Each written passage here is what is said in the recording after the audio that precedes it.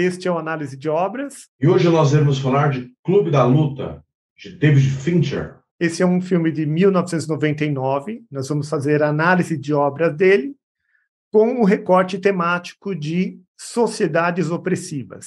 Meu nome é Francisco Parente. Meu nome é Henrique Oliveira. Este debate terá spoilers, então caso você ainda não assistiu, vá assistir o filme e retorne à nossa conversa. Francisco, esse é o primeiro filme segundo esse recorte temático, sociedades opressivas. Primeiro, como você se sente mudando de tema, de recorte temático? Eu me sinto bem, porque eu acho que, de certo modo, a gente já falou sobre isso no outro, sobre esse aspecto desse mal-estar, da normatividade, da abolição de uma sociedade opressiva. Então, acho que, de certo modo, a gente já tocou nesse ponto, mas eu acho legal pegar alguns filmes que não têm a tecnologia como foco para mostrar que isso aparece em outros elementos também, que estão aí diante de nós. Uma coisa interessante também para a gente dizer aqui é o seguinte: quando a gente falou de singularidade tecnológica, a gente pegou só filme de ficção. Então, Blade Runner, toda a série do Black Mirror, Laranja Mecânica. Então, nosso enfoque estava na ficção científica. E agora, não necessariamente, né, Francisco? E o que tem nesse Clube da Luta? Por que você acha que a gente escolheu isso daí, né? Porque o Clube da Luta,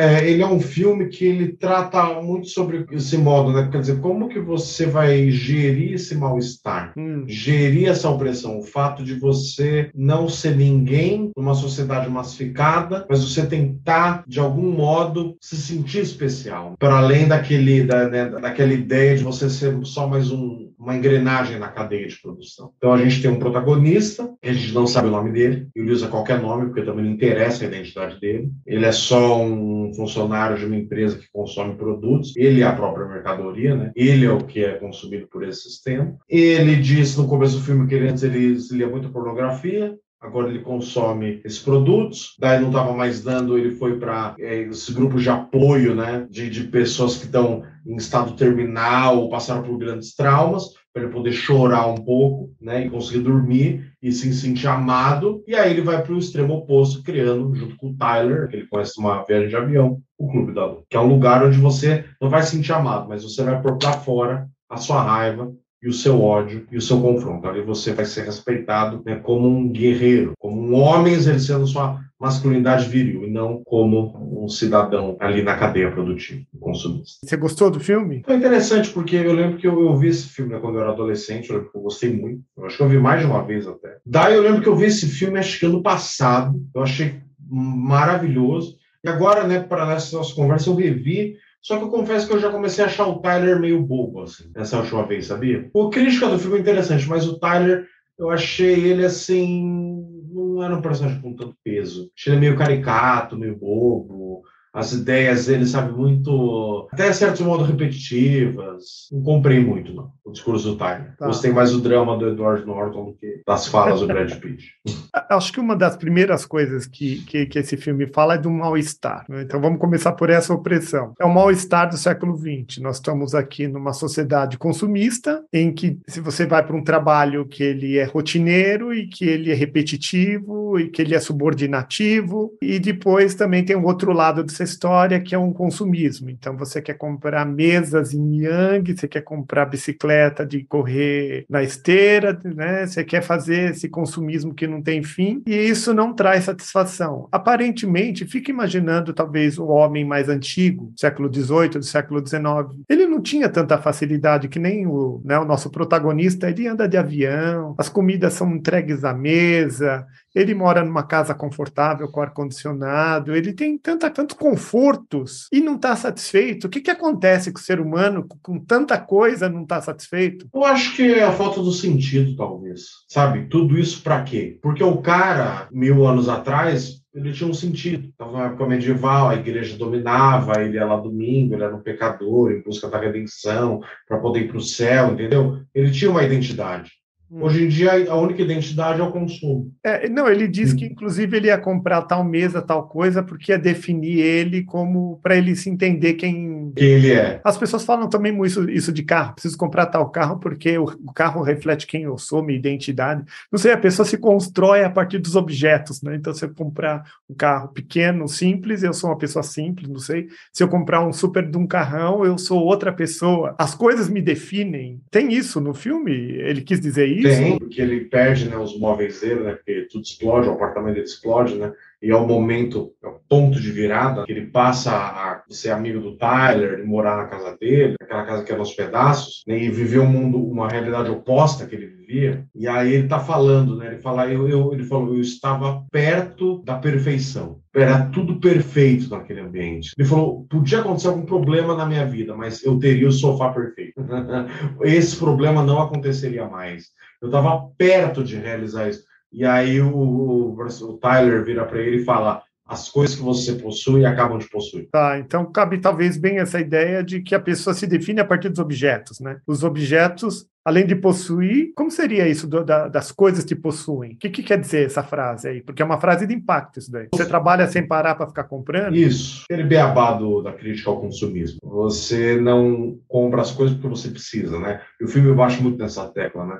A gente passa uma vida comprando coisas que a gente não precisa essencialmente. E aí o Tyler vem essa proposta de um homem que é um caçador, que é um cara que não precisa dessa sociedade, da civilização, que tem uma proposta de um homem mais autossuficiente, não um homem independente de uma cadeia produtiva. Mas sim e não, porque no filme também, no enredo, aparece ele trabalhando lá, fazendo aquelas edições de vídeo, que ele coloca os pênis no meio da edição do filme, tem ele trabalhando em buffet, tem ele fazendo sabão. Então, em alguma medida, ele também, esse homem superado, ou que meteu o pé nas coisas, ele não meteu também todo o pé nas coisas, ou meteu? Mas ele é subversivo em tudo. Ele faz, mas burlando a regra. Trabalha no buffet, mas ele vai fazer xixi lá na comida, é isso? Isso. Ele edita o filme lá, mas ele coloca imagem pornográfica no filme infantil. Ele vende sabão, mas ele vende sabão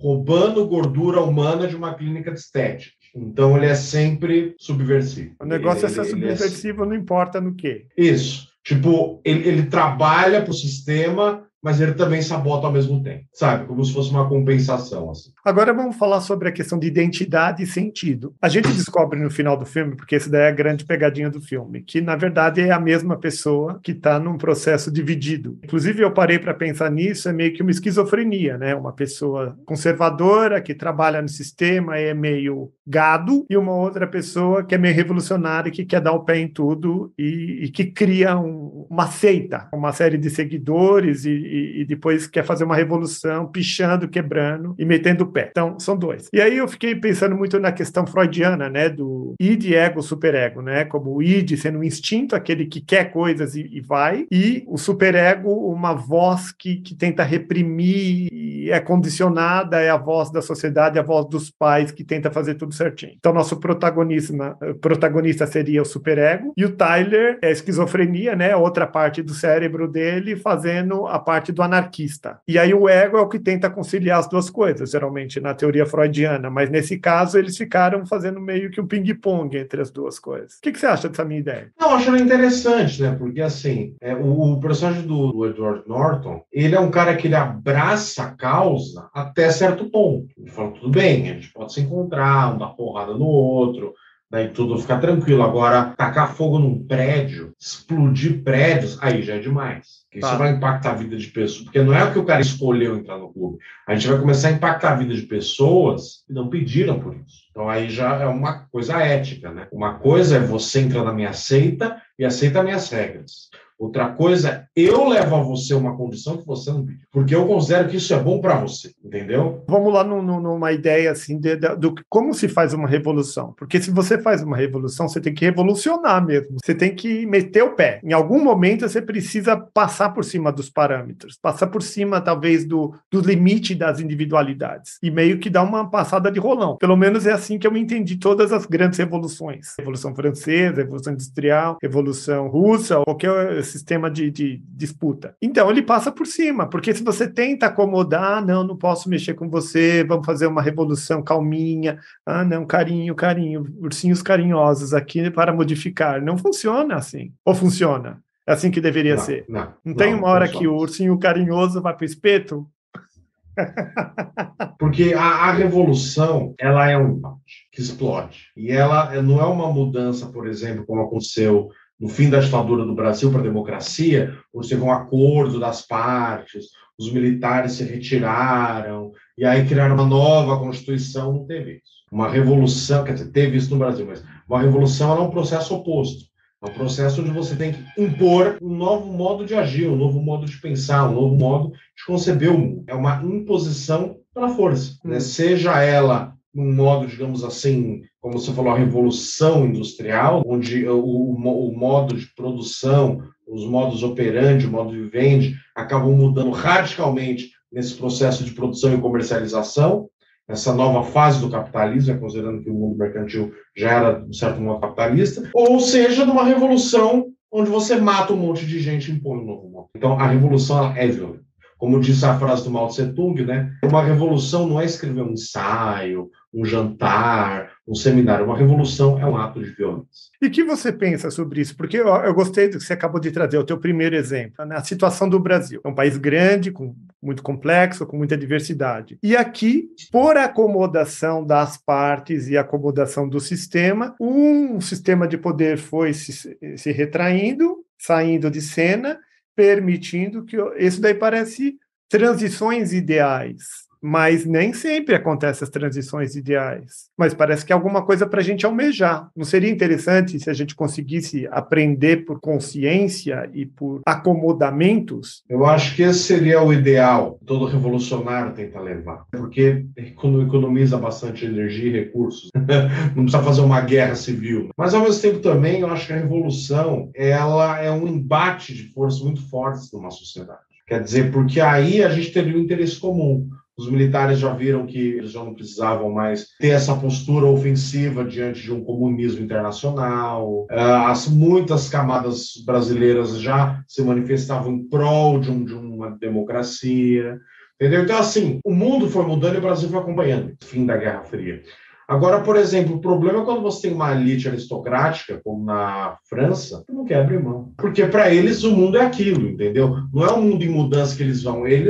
Não, o mundo é assim, a aristocracia está em cima, depois vem o povo, né? E aí o povo tem que cortar a aristocracia, né? Porque eu fico imaginando, nós vamos falar desse filme e de muitos outros filmes sobre essa questão da opressão, e eu acho que a gente vai cair nesse lugar várias vezes. Como faz essa transição? Aqui está um polo pensando de um jeito, querendo as coisas de um jeito, e aqui vem uma outra onda, uma outra galera que entende de outro jeito, que quer de outro jeito. Então, o que acontece? Como muda? Essas partes tentam dialogar e fazer essa transição linda, maravilhosa, que quase nunca acontece, ou é porrada? Porque eu acho que vários filmes a gente vai chegar num consenso de que a galera não tem paciência. Um país com muita gente, com muitos interesses, é porrada. A coisa termina em porrada. Então, ontem mesmo eu estava assistindo Hotel Ruanda, que inclusive é uma proposta da gente falar no futuro. Porrada, meu. O filme é conflituoso. Não só isso, outras tantas revoluções aí. Tem outra coisa. O revolucionário, como o Tyler, ele sempre acha que ele está certo. Ele sempre tem certeza que ele vale a pena ele se sacrificar.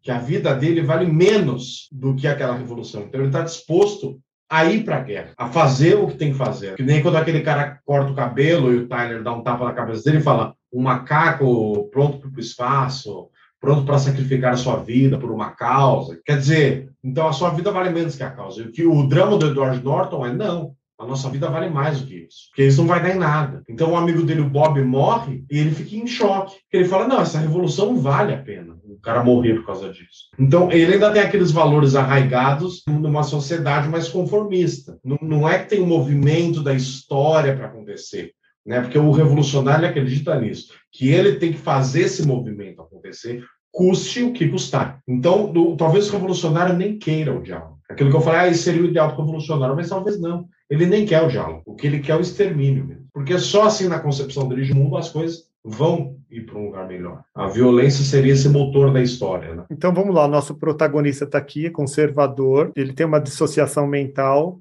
cria um segundo personagem que é altamente revolucionário e eles vivem uma luta. Você acha que o nome O Clube da Luta tem a ver com essa luta interna entre os dois? Com a mesma pessoa? Porque ele se dava soco na cara, etc e tal. Você se sente brigando com você mesmo? Sim. Só que a maioria das pessoas tenta abafar isso de alguma maneira, né? E quando vem o Tyler, eu acho que quando chega num nível insuportável, e ele surta tentando assumir uma nova persona, para conseguir dar um sentido para a vida dele. Porque as pessoas, geralmente, elas ficam assim, pô, mas eu vou fazer isso, não, minha vida tem que mudar, não, não é assim, tá tudo errado. Mas as pessoas se acomodam com o consumismo, com algum clube que ela vai uma semana, alguma coisa assim, sabe? Ah, você acha que as pessoas são vendidas? A maior parte das pessoas? Elas Se a são pessoa fosse vendidas. revolucionária com ela mesma, ela fala, não, não, não, eu preciso emagrecer, eu já tentei fazer emagrecimento faz 40 vezes, nunca deu certo, agora vai.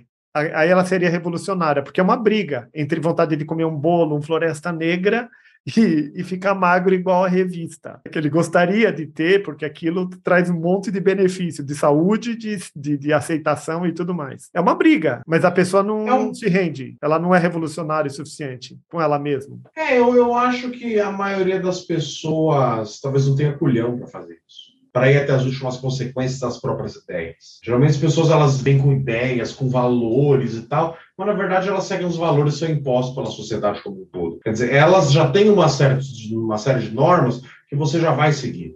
Então você não cria esses valores e segue ele até o limite, entendeu? Eu acho que é isso que acontece. Eu acho que a maioria das pessoas não tem a coragem de fazer isso. Porque a coragem de fazer isso pode custar muito caro. Então, às vezes, pô, o cara tem uma profissão boa e tudo mais, e aí? Ele vai dar uma revolucionária, jogar isso fora, depois de anos na empresa, depois de anos estudando, fazendo Não, tem estágio gente e que tudo faz mais. isso, trabalha Aí, não sei quantos anos, a pessoa larga daquele emprego e vai tentar aquela vida que ele imaginava. Com todo mundo se opondo, porque geralmente a família e todo mundo fica falando que então, não, mas esse é tem um isso problema também, né? Porque, por exemplo, o Edward Norton no filme é um cara sozinho. Uma coisa é você ser revolucionário sozinho, outra coisa é você ser revolucionário tendo que pagar a escola do seu filho, tendo que dividir conta com a sua esposa, tendo que ajudar os seus pais, que já são idosos, e aí o negócio fica mais A difícil. revolução tem que ser maior, né? A pessoa tem que ser altamente É, revolucionária isso. para conseguir Então, mexer nessa estrutura. Então, por isso que vem esse papo de coach, a gente tem que se reinventar e tal. Não, se reinventar é um processo brutal. É um processo assim, custe o que custar. Como o Edward Norton, custe o que custar. Ele pôs fogo no próprio apartamento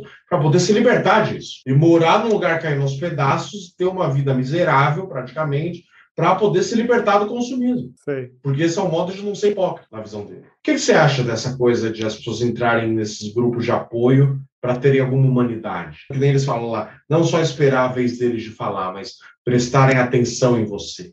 Não sei, é alguma coisa assim meio alienígena para mim. Eu não conheço, eu nunca participei de algum grupo assim. E me dá uma sensação que eu não seria. Eu, particularmente, não receberia nenhum momento de paz, nenhum momento de oportunidade de me expressar. Eu acho que se eu fosse num grupo desse, seria um monte de gente doente, sabe? Querendo falar e se arrastando e querendo atenção. E eu não sei, que nem a própria proposta do filme, que ele consegue, então, lá no momento que eles estão partilhando, de conseguir chorar lá no peito do cara lá e conseguir desabafar, e depois ele voltava para casa e dormia como um bebê. Para mim, é uma invenção isso daí, porque para mim, eu não vejo como eu conseguiria fazer isso. Você conseguiria fazer isso? Ir lá, soltar os bichos e voltar para tua casa pacificamente? Eu nem sei do que eles estão falando aí.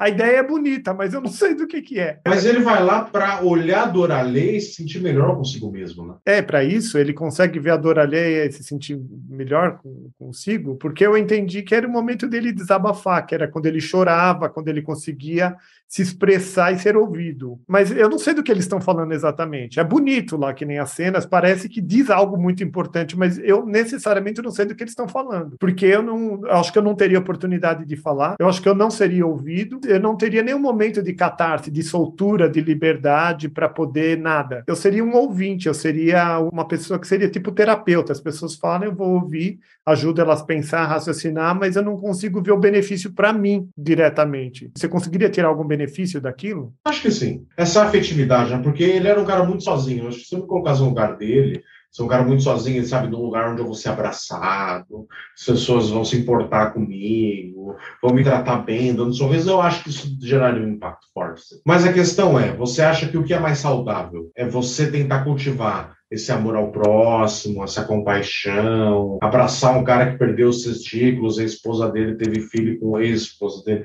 teve filho com o novo marido e agora ele tá sozinho e você vai lá e tal, ou é você entrar numa roda e dar porrada, e tomar porrada? Um processo quase sadomasoquista para você poder se sentir vivo. O que você acha que faz ele se sentir mais vivo? O amor ou o ódio? A violência ou a fé? Você colocou de um jeito bem interessante, porque me remete ao Osho, minha experiência do Osho. Lá eu vivi muitas sessões de terapias e de grupos e de dinâmicas. E lá tinha muita coisa do abraça-abraça e tinha muita coisa da porrada. Então, na verdade, o processo catártico que se oferecia ali dentro, até a pessoa conseguir cair num silêncio, de alguma coisa, quem sou eu, onde eu estou, a pessoa, antes dela se localizar, ela passa, ou passava, ou talvez até hoje eles usem as mesmas técnicas, de a pessoa abraçar demais, ser ouvido demais, partilhar demais nesse aspecto até afetivo, de troca, e depois gritar. Lá tinha as salas, né, blindadas que o pessoal dava murro na parede, gritava, chorava e tudo mais. Então, se for analisar bem, é uma experiência de Osho, isso daí.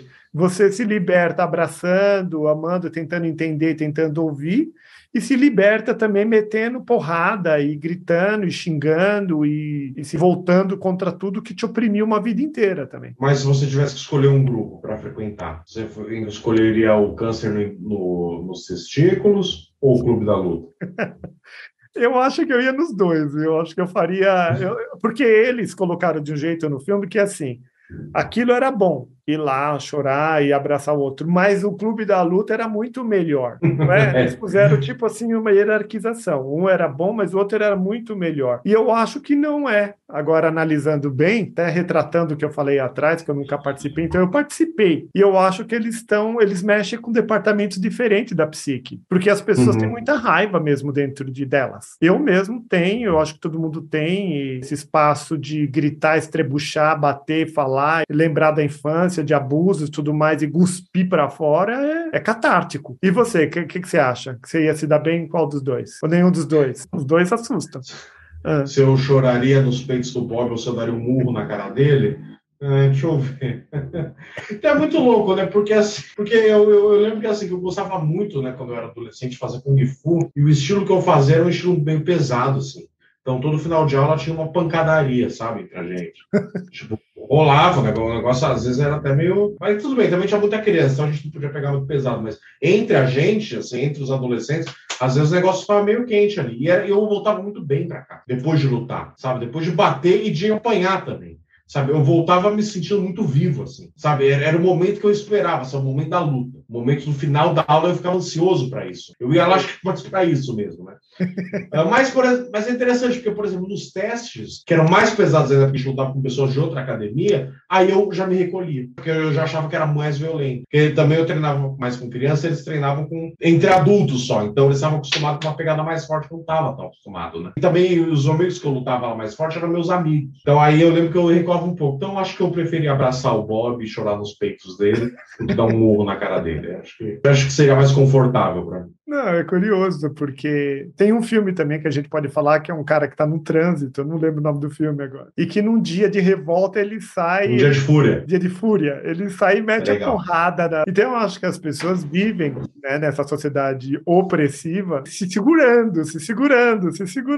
Um dia se abrir a tampa da panela de pressão, explode tudo, voa coisa para tudo quanto é lado. Mas tem muito isso, assim, né? Aquela pessoa que se vê aquela segurança que de repente a pessoa muda completamente. A pessoa muda, adquire hábitos, tenta se matar, se separa. Isso acontece, né? Tem pessoas que não conseguem encontrar uma válvula de escape, né? O que seria o ideal, então? É tipo uma panela de pressão que vai sair no... Isso. Vai saindo aos poucos. A pressão... Não, eu acho que é bem por aí mesmo, assim, eu acho que é uma palavra de pressão, porque ou se você estiver disposto a pagar o preço de sair da sociedade. Talvez um professor meu, ele numa aula, ele tinha comentado, assim, que ele falou, né, de todos os meus alunos, só uma aluna teve esse ideal e seguiu esse ideal de romper com a sociedade, e ela, tipo, mudou pro meio do mato e virou hippie mesmo. Ela rompeu, tipo aquele filme, não sei se você já viu, Capitão Fantástico, que é um pai que ele cria os filhos no meio da floresta, sabe? Foi isso, porque o resto ninguém faz isso. Então, já que você quer ver nessa sociedade, então cria uma panela de pressão, libera aos poucos. Compra algumas coisas, arranja uma briga, cai lá, vai em algum clube, sabe? É o jeito. Isso seria uma forma saudável de viver no século XXI? Então, eu acho que assim, o fato de ter um alto índice de medicamento que as pessoas não estão dando conta. Mas o medicamento, o que ele é o medicamento no final das contas? Ele é a válvula da panela de pressão ou não tem nada a ver com isso? Não, eu acho que ele é a válvula forçada, entendeu? Tipo, se o cara não está conseguindo liberar, se ele não está conseguindo achar um espaço para relaxar, ficar de bem com ele mesmo, para dar uma acalmada, ele tem que tomar um antidepressivo, senão ele vai surtar. Então, eu acho que esse medicamento é um índice que a gente já não está dando certo. Esse papo de coach, você pode ser quem você quiser e tal, sabe? Produza. Não é assim. A gente não é um robô, a gente não é uma máquina. A gente vive numa sociedade produtivista, mas nossa natureza não é produtivista. Quando você acha que essa obra te fez pensar, ou faz as pessoas pensarem? Não, acho que eu dou um 10. Eu achei muito legal, assim. Eu achei que essa obra, ela é um filme, é um filme que tem mais de 20 anos. Eu acho que ele ainda é muito atual. É um filmaço, assim. Tem uma mensagem muito interessante, é um filme bem complexo. Eu acho que é um filme que merece muita atenção. Eu dou 10. 10. Acho que ele 10 para a questão bastante. filosófica. Eu vou dar 9,5, porque eu acho que ele traz muita coisa, mas tem muita coisa que eu não entendo bem. Mas, de qualquer forma, ele me põe em um conflito aí. E o que você acha da questão do roteiro dele? Eu dou 10 também. O roteiro, acho que eu dou 10 também. Está muito... Para contar essa história desse jeito, é uma coisa meio de mestre, né, cara? O cara fez um trabalho aí de mestre. Porque o jeito de contar é novo, é fresh. Muito bem escrito, muito bem elaborado. O ritmo da história também é bom, né? Não é uma história maçante, é uma história que empolga. Ela progride. Como você acha que se adequa ao tema sociedades opressivas? Eu vou fechar. 10 também. Porque eu acho que ele toca muito nesse cerne que a gente falou. Tipo, como você lida com isso, sabe? E o nosso protagonista está tentando lidar com isso. No final, ele meio que faz as pazes com ele mesmo, mas também... né? Mas tudo ruim, né? Tudo prédio mas tudo ruim, exatamente. Vamos supor que te dessem uma disciplina na faculdade e falam, olha, você vai falar esse semestre aqui sobre sociedades opressivas. Você escolheria esse filme? Sim.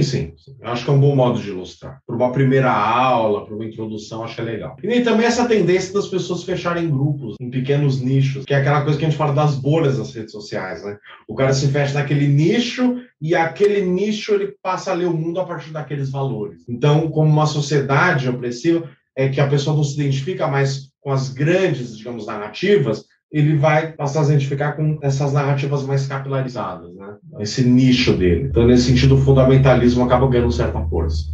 Gostei. Esse filme, ele comunica muito bem isso. Ele coloca a opressão do indivíduo, põe a esquizofrenia do indivíduo e coloca a questão da esquizofrenia na sociedade. Eu vejo como um excelente filme para falar sobre a opressão interna, a opressão externa, então eu dou nota 9,5 também. Quando eu chego nos 9,5, 10, é a minha nota última, já é que eu tô achando que é excelente mesmo. Alô, pessoal, muito obrigado. Semana que vem tem a Onda, e eu e o Francisco vai estar de volta aqui para falar dela. E não se esqueça, curta, comente e compartilhe o nosso debate para que outras pessoas tenham acesso a ele. Até semana que vem. Tchau. Tchau.